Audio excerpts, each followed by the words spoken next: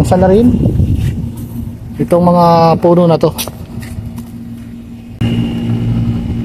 Siya yung dahilan kung bakit nag-aangatan yung mga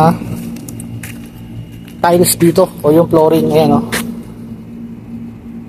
Ganyan yung nangyayari.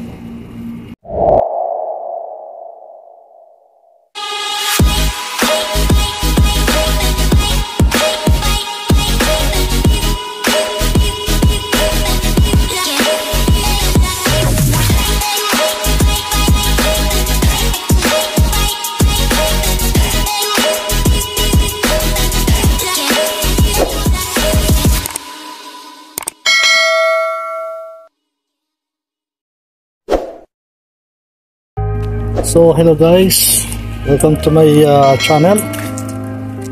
Update tayo dito sa pinagagawa ng amo namin dito sa backyard nila. So medyo malaking trabaho yung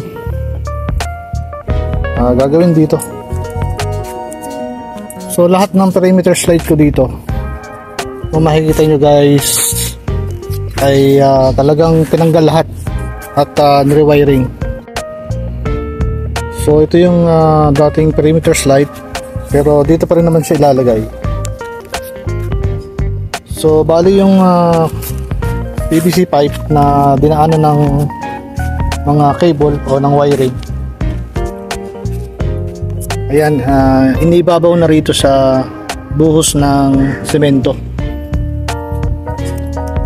Sabi ko nga dun sa previous video ko na pinutol dito yung mga ugat ng puno na siyang sumisira dito sa flooring. Ayan. At ito yung mga ilaw natin dito sa perimeters. Ayan, tinanggal tapos nirewiring. So bali ako lang yung nagsusupervise dito kasi ako naman yung maintenance dito, kaya sa akin pinasusupervise dahil ako rin na magme-maintenance dito.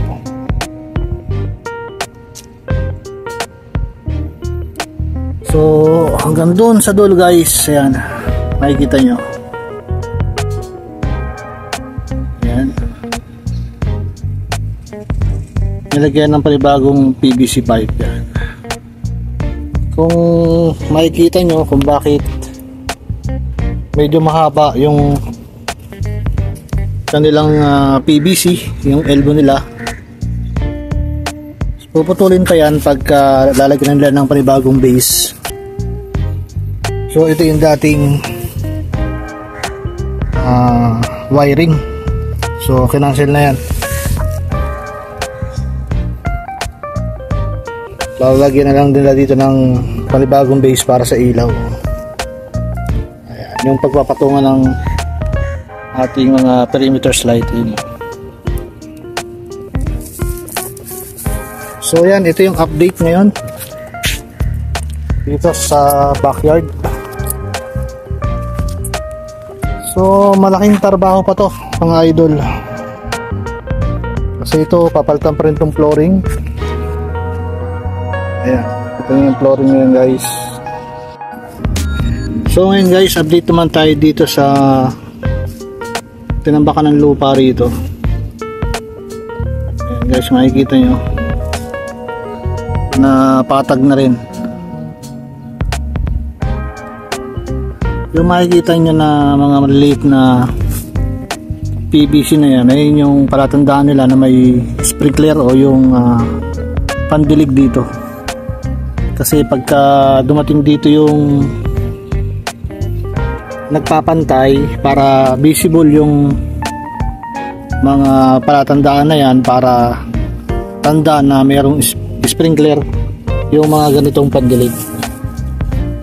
So ito yun guys, yan, yung tinatandaan nila doon. So yun pa sa may garden.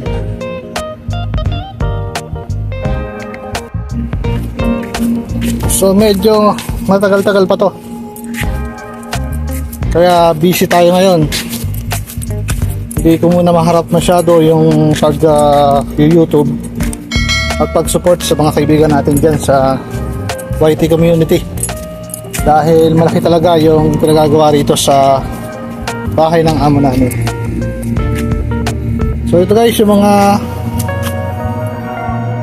bagong tiles na dineliver at yung ginagamit nila na pamalit dito sa dating nakadesign na bato dito sa flooring.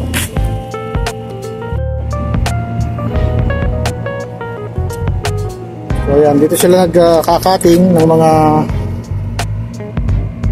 tiles, ayan, makakapal. Saka naghahalo sila dito ng mga buhangin. Ito yung kanilang pinagtapasan. So ngayon wala na yung mga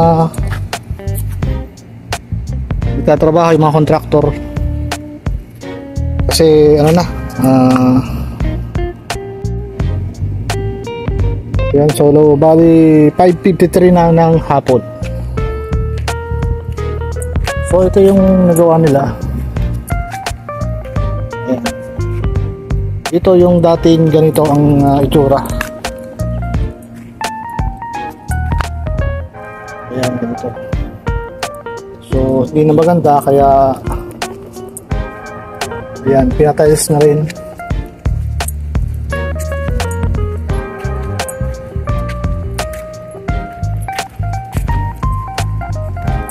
Yung connection ng electrical dito.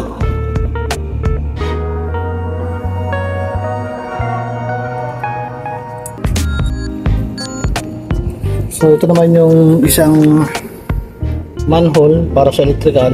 Dito yung connection. Ito na yung bagong wire na galing dun sa kabila. Dun sa kabilang manhole.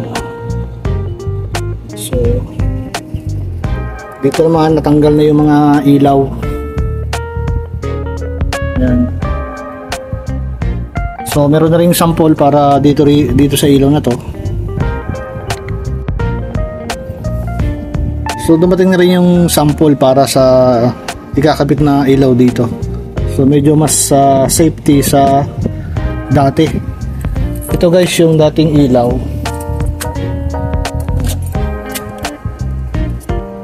So pinapasok yun ng tubig. So ngayon yung ipapalit dito medyo malaki, pang outdoor. Kaya yung hukay nila rito medyo malalim at saka maluwang. Ayan. So yung electrician nila ng contractor hindi pumasok ngayon kasi wala pa naman daw masyadong gagawin. Ito muna yung update dito sa backyard. Ayan. So ito lang yung isang area ng backyard ng amo namin. So ang isa na rin itong mga puno na to. Siya yung dahilan kung bakit nag-aangatan yung mga tiles dito o yung flooring. Ayan o. Ganyan yung nangyayari. So yun lang guys, ito lang muna yung update natin ngayon dito sa bahay ng amo namin. Kaya doon sa mga kaibigan natin dyan sa YT community, ayan, medyo busy pa yung ating brother. Kasi kailangan kong tutukan yung sa electrical kasi ako din yung mapupurwisyon nito pagka hindi maganda yung pagkaka-layout nila at saka yung pagkaka-wiring.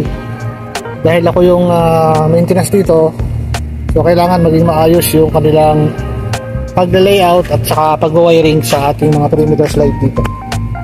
So yun lang guys, kita tayo next video.